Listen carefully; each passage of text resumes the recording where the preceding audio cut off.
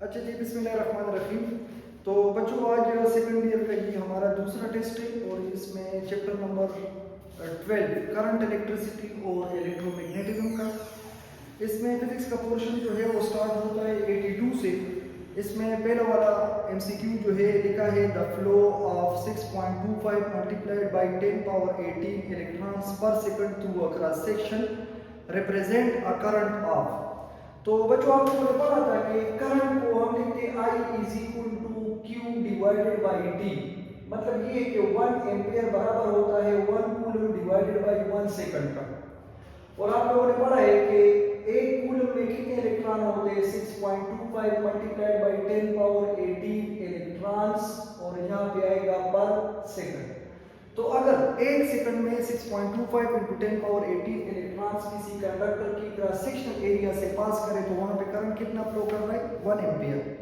तो question number 82 का option number B correct है, 1 एम्पियर। क्वेश्चन नंबर 83 है when a charge is in motion with constant velocity it produces only electric field, only magnetic field, both electric and magnetic field। तो आप लोगों ने chapter number 11 में पढ़ा था कि स्टेशनरी चार्ज एक फील्ड प्रोड्यूस करता है इलेक्ट्रिक फील्ड, और मूविंग चार्जेस दो फील्ड प्रोड्यूस करता है electric field and magnetic field. तो इसका ऑप्शन नंबर सी करेक्ट है। क्वेश्चन नंबर 84 है the system international unit of current is ampere while the CGS unit is Biot. The relationship is SI में current का unit ampere है, CGS में current का unit Biot है, और दोनों का आपस में रिलेशन क्या है तो 1 biot is equal to 10 ampere. इसमें ऑप्शन नंबर सी करेक्ट है, 1 ampere 1 biot is equal to 10 ampere. Question number 85 conventional current is defined as the flow of. आपको पता है करंट दो किस्म के हैं, एक कन्वेंशनल करंट, एक इलेक्ट्रॉनिक करंट। कन्वेंशनल करंट वो करंट होता है जिसमें चार्जेस हाई पोटेंशियल से लो पोटेंशियल पे मूव करते हैं। तो ऑप्शन नंबर बी करेक्ट है, positive charges from high to low potential. 85 में ऑप्शन नंबर बी करेक्ट है। Question number 86 at room temperature the thermal velocity of electron is approximately. तो वो आप लोगों के पास है 10 पावर थर्मल वेलोसिटी जो है वो 10 पावर माइनस 5 मीटर पर सेकंड है, और ड्रिफ्ट वेलोसिटी कितनी है 10 पावर प्लस 5 मीटर पर सेकंड है। 86 में ऑप्शन नंबर ए करेक्ट है। 87 में लिखा है Ohm's law strictly valid for AC only, DC only. तो यहाँ पे Ohm's law strictly valid for DC only, ये डीसी के लिए। 87 में ऑप्शन नंबर बी करेक्ट है, क्योंकि हम कहते हैं according to Ohm's law current और वोल्टेज का डायरेक्ट रिलेशन है। अगर हम रेजिस्टेंस को कांस्टेंट रख लें और एसी की अगर बात कर ले तो वहां पे voltage and current out of phase भी जाते हैं, तो इसलिए यहाँ पे हम स्ट्रिक्टली डीसी के लिए लेते हैं जिसमें रेजिस्टेंस कांस्टेंट होता है। 88 में लिखा है the slope of IV graph current on Y axis voltage on X axis represent. तो आईवी ग्राफ आप लोग इस तरह ड्रा करते हैं कि आपके पास ये करंट और ये है वोल्टेज। स्लोप आप लोगों ने पढ़ा था ये y बाई एक्स का बराबर होता है तो I बाई v, और ये I बाई v किस चीज का बराबर है 1 by r, means reciprocal of resistance, and reciprocal of resistance is called conductance. तो 88 में ऑप्शन नंबर सी करेक्ट है।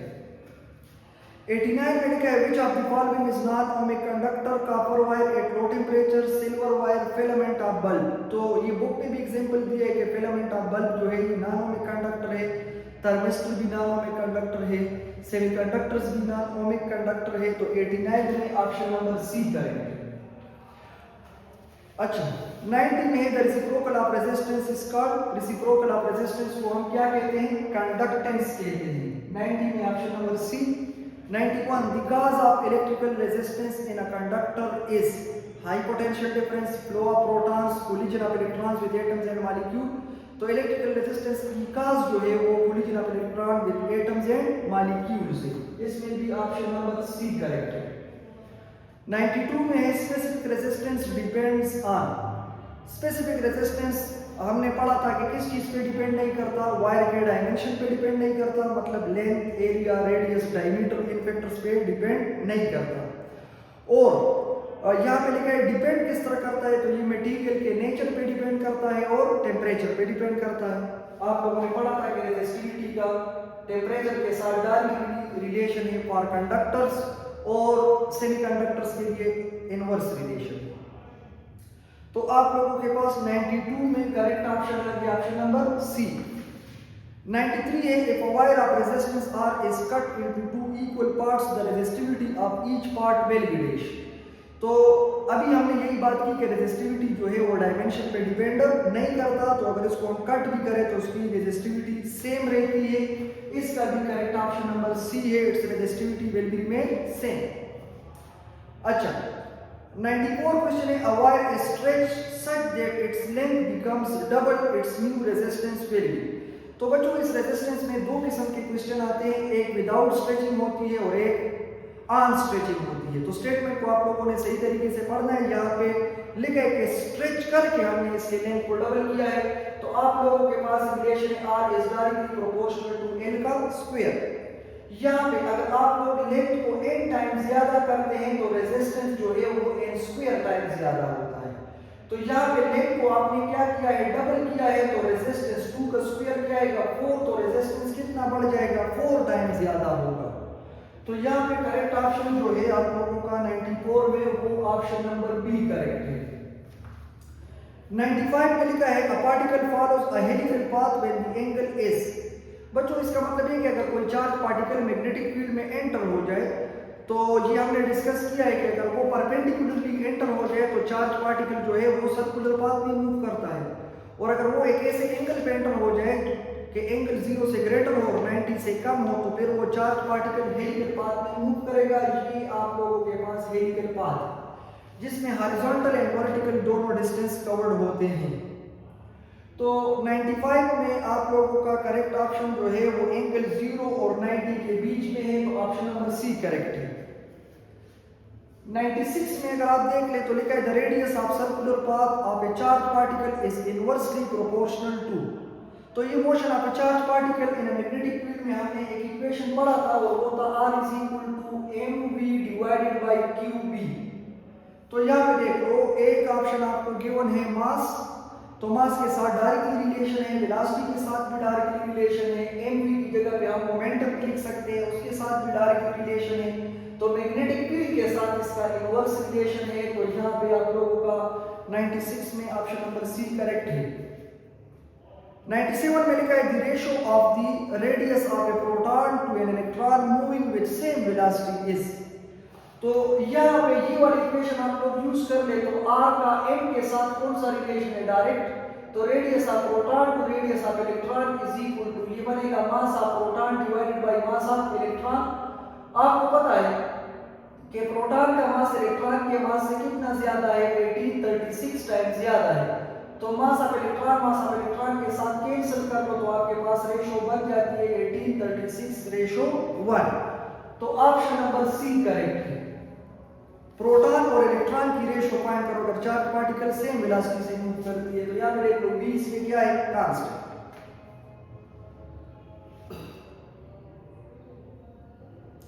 अच्छा क्वेश्चन नंबर 98 है if an electron and proton enter a magnetic field with same momentum they will have। अगर electron और proton same momentum से enter हो जाए, तो यहाँ पे देखो इस इक्वेशन को हम इस तरह लिख सकते हैं R is equal to P divided by QB। अब इलेक्ट्रॉन और प्रोटॉन का मोमेंटम भी सेम है, चार्ज भी सेम है और सेम मैग्नेटिक फील्ड में एंटर है, तो यहाँ पे आप लोग ये बात याद रखो कि दोनों का डिफ्लेक्शन क्या होगा, सेम होगा। तो यहाँ पे हमने लिखा है कि radius of electron will be equal to the radius of proton, it mean they show same deflection. तो 98 में आप लोगों का ऑप्शन नंबर बी करेक्ट है, क्योंकि इस इक्वेशन में सारे पैरामीटर जो है एक जैसे, तो आर बी क्या होगा, सेम रहेगा। क्वेश्चन नंबर 99 है cyclotron frequency is independent of. तो साइक्लोट्रॉन फ्रीक्वेंसी का इक्वेशन आप लोगों ने पढ़ा है, m is equal to qb divided by 2 by m। इसमें साइक्लोट्रॉन फ्रीक्वेंसी चार्ज पे डिपेंड करता है, मैग्नेटिक फील्ड पे डिपेंड करता है और मास पे डिपेंड करता है। तो किस चीज पे डिपेंड नहीं करता, तो इसमें रेडियस और वेलोसिटी इस इक्वेशन में नजर नहीं आ रहे, तो यहाँ पे 99 में ऑप्शन नंबर सी करेक्ट है। अच्छा 100 a betatron is a device used to accelerate। तो बच्चों एक साइक्लोट्रॉन होता है जो पॉजिटिव चार्ज पार्टिकल को एक्सेलरेट करता है, और बीटाट्रॉन जो है वो नेगेटिव चार्ज पार्टिकल को एक्सेलरेट करता है। तो 100 में ऑप्शन नंबर बी करेक्ट है। अच्छा 101 है the Lorentz force is the combination of Lorentz force बच्चों हम इस तरह लिखते हैं Lorentz force is equal to the sum of electric force plus magnetic force. ये इलेक्ट्रिक और मैग्नेटिक फोर्स के सम का बराबर होता है। इसका मतलब ये कि अगर कोई चार्ज पार्टिकल एक ऐसे रीजन में एंटर हो जाए जहां पे इलेक्ट्रिक फील्ड भी हो और मैग्नेटिक फील्ड भी हो तो उस चार्ज पार्टिकल पे इलेक्ट्रिक फोर्स भी लगेगा और मैग्नेटिक फोर्स भी लगेगा। तो इन इलेक्ट्रिक और मैग्नेटिक फोर्स के सम को हम क्या कहते हैं? लॉरेंट्ज फोर्स कहते हैं और इसका एक इंटीग्रेशन आपके बुक में है उसको हम वेलोसिटी सेलेक्टर कहते हैं।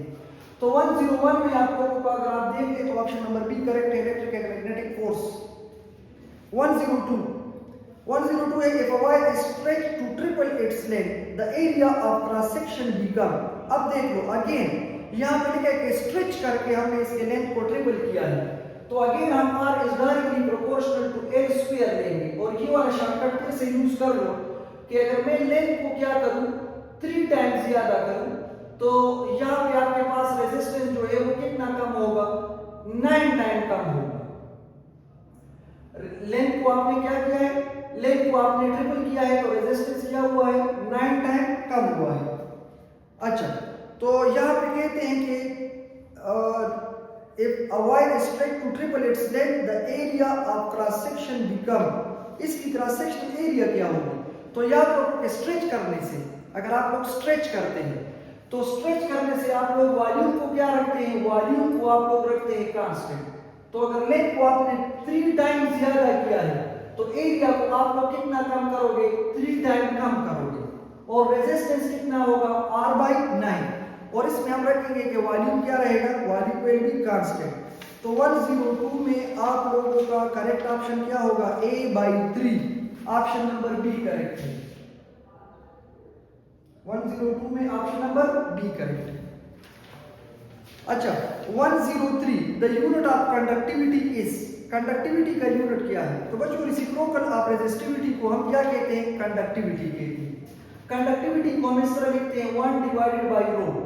आपने इक्वेशन लिखा था r is equal to rho a divided by a तो rho is equal to r a divided by l। इसका यूनिट है ohm metre square into metre cancel कर लो तो क्या बनेगा? Ohm metre. ये रेजिस्टिविटी का यूनिट है और कंडक्टिविटी इसका उलट है तो ये आएगा ओम इनवर्स इनटू क्या आएगा?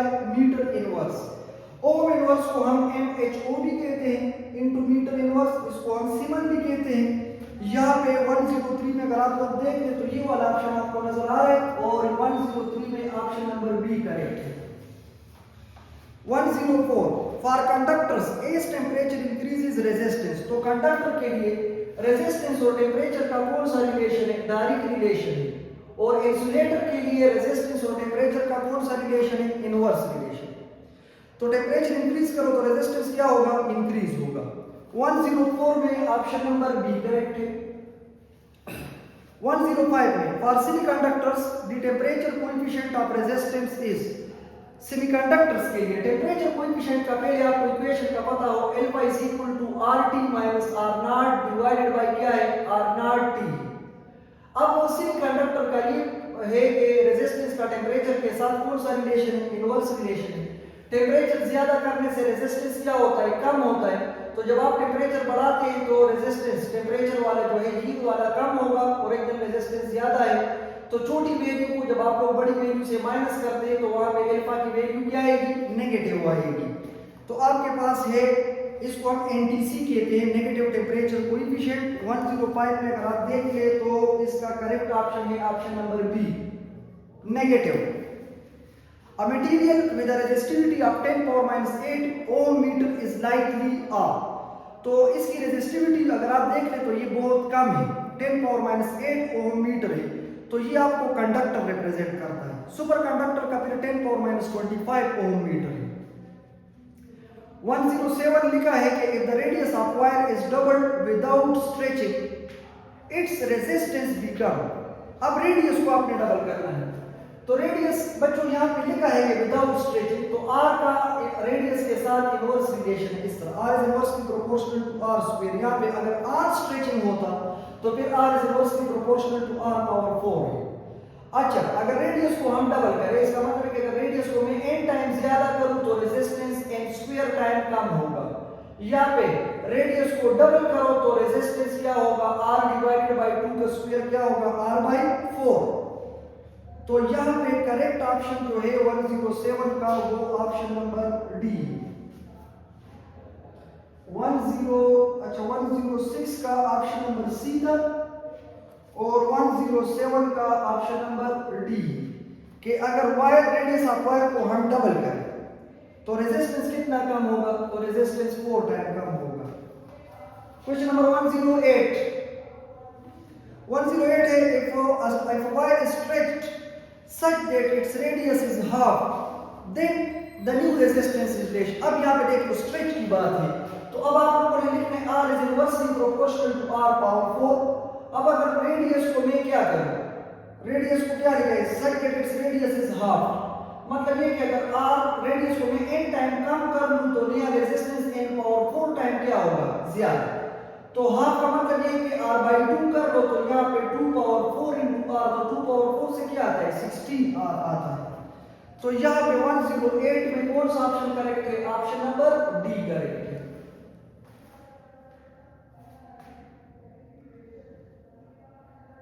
अच्छा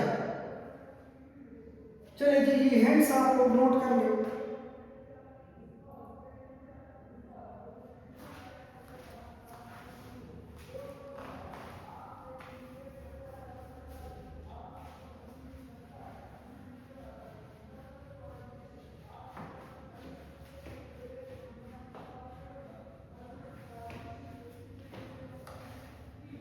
अच्छा 109 in series combination of resistors which quantity remain the same for all। तो याद रखो सीरीज कॉम्बिनेशन में हम करंट को सेम लेते हैं और पैरेलल कॉम्बिनेशन में हम पोटेंशियल को सेम लेते हैं। तो सीरीज कॉम्बिनेशन में करंट क्या रहता है, सेम रहता है। 109 में ऑप्शन नंबर सी करेक्ट है। 110 in parallel combination the equivalent resistance is always। तो बच्चों पैरेलल कॉम्बिनेशन में आप लोग लिखते हैं 1/r equivalent is equal to 1/r1 plus 1/r2 plus up to so on। इसका मतलब ये है कि इक्विवेलेंट रेजिस्टेंस क्या होता है, कम होता है, और इक्विवेलेंट रेजिस्टेंस जो है ये स्मॉलर होता है। R1 R2 जितने रेजिस्टर लगे हैं उसकी इक्विवेलेंट रेजिस्टेंस उनमें से क्या होता है, कम होता है। तो जो रेजिस्टर्स लगे हैं और उसमें जो स्मॉलेस्ट रेजिस्टर है जिसकी रेजिस्टेंस कम है, इक्विवेलेंट रेजिस्टेंस उससे भी उसकी वैल्यू क्या होगी, कम होगी। तो यहाँ पे smaller than the smallest resistance 110 में ऑप्शन नंबर बी करेक्ट है। Two wires of resistivity ρ1 and ρ2 of equivalent length are connected in series, the equivalent resistivity is। तो बच्चों अगर हम दो वायर्स को सीरीज में कनेक्ट कर ले तो उसकी इक्विवेलेंट रेजिस्टिविटी जो होगी वो बराबर होगी ρ1 प्लस ρ2 डिवाइडेड बाय 2, जिस तरह हम एवरेज लेते थे। और अगर ये सीरीज कॉम्बिनेशन है और अगर मैं पैरेलल कॉम्बिनेशन की बात कर लूं तो फिर रो इक्विवेलेंट होगा 2 ρ1 ρ2 डिवाइडेड बाय ρ1 प्लस ρ2। ये आपके पास कौन सा कॉम्बिनेशन है, पैरेलल कॉम्बिनेशन। तो आप लोगों से सीरीज कॉम्बिनेशन का पूछा है तो ρ1 प्लस ρ2 डिवाइडेड बाय 2, तो इसमें ऑप्शन नंबर ए करेक्ट है।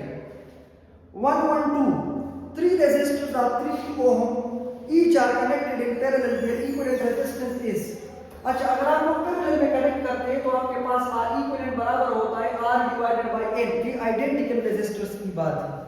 हर एक की रेजिस्टेंस कितनी है, 3 ओम है, और कितने रेजिस्टर्स आपने लगाए हैं, 3 लगाए हैं। तो यहाँ पे N क्या रिप्रेजेंट कर रहा है, नंबर ऑफ रेजिस्टर्स। तो 3 को 3 के साथ कैंसिल कर लो तो क्या आएगा 1 ओम। 1 ओम आप लोगों का option number C. 113 the ratio of equivalent resistance in series to equivalent resistance in parallel for n identical resistors are। तो बच्चों equivalent resistance in पहले लिखा है सीरीज, तो सीरीज के लिए आप लोगों के पास क्या है, series equivalent resistance in series ये बराबर है NR का, और पैरेलल के लिए किस चीज का बराबर है, R बाई N का बराबर है। अब कह रहे कि इसकी रेशो फाइंड कर लो तो इसका मतलब ये कि इसको एक दूसरे पे डिवाइड कर लो, तो ये बनेगा NR divided by R divided by N। तो R के साथ कैंसिल कर लो तो इसकी रेशो क्या बन जाती है, N square ratio 1। N square ratio 1 कौन सा ऑप्शन है, option number C. The ratio of equivalent resistance in series तो सीरीज में क्या होगा, सीरीज में आप लोगों के पास है R/n, सीरीज में n आर, और पैरेलल में क्या होगा R/n। अच्छा, question number 114, if R1 ratio R2 is equal to 2 ratio 3 in a parallel circuit, the ratio of the current is, तो बच्चों according to Ohm's law अगर आप लोग देख ले I is equal to V divided by R, यहाँ पे क्या लिखा है, पैरेलल सर्किट है, तो पैरेलल सर्किट में पोटेंशियल क्या रहता है, सेम। तो I और R का आपस में कौन सा रिलेशन है, इनवर्स। अगर रेजिस्टेंस की रेशियो 2:3 है तो करंट की रेशियो क्या होगी, 3:2, मतलब रेसिप्रोकल होगी। ऑप्शन नंबर बी करेक्ट है। Question number 115, in a series circuit if R1 is greater than R2, the potential difference in V1 across R1 compared to V2 is dash। Series circuit में बच्चों आप लोग देख लो V is equal to IR, series combination में current क्या होता है, constant. तो V is greater than क्या, V is directly proportional to R। अब यहाँ पे देख लो, आपसे पूछा गया है कि R1 is greater than R2, तो V is directly proportional to R। अगर R1 R2 से क्या है, ग्रेटर है, तो याद रखो potential drop across R1 will be greater than V2। Option number A correct है। 116, if two identical resistors are connected in parallel, the total conductance is, अगर आइडेंटिकल रेजिस्टेंस को आप लोग पैरेलल में कनेक्ट कर लें तो उसके लिए फार्मूला क्या है, R equivalent is equal to R/n। तो यहाँ पे क्या आएगा, R divided by 2। तो अगर रेजिस्टेंस हाफ होता है तो याद रखो कंडक्टेंस कितना बढ़ जाएगा, 2 टाइम बढ़ जाएगा, तो डबल ऑफ 1। तो यहाँ पे ऑप्शन नंबर बी करेक्ट है, कंडक्टेंस डबल हो जाएगा। और लास्ट क्वेश्चन है, which combination is used in house wiring, series parallel. तो बच्चों यहाँ पे 117 में ऑप्शन नंबर बी करेक्ट है। हम कहते हैं कि हाउस वायरिंग में हम पैरेलल कॉम्बिनेशन लेते हैं क्योंकि हर एक एप्लायंसेस जो है वो सेम वोल्टेज पे काम करते हैं, जिस तरह हमारे घरों में 220 वोल्ट होता है, तो पैरेलल कॉम्बिनेशन है। Thank you.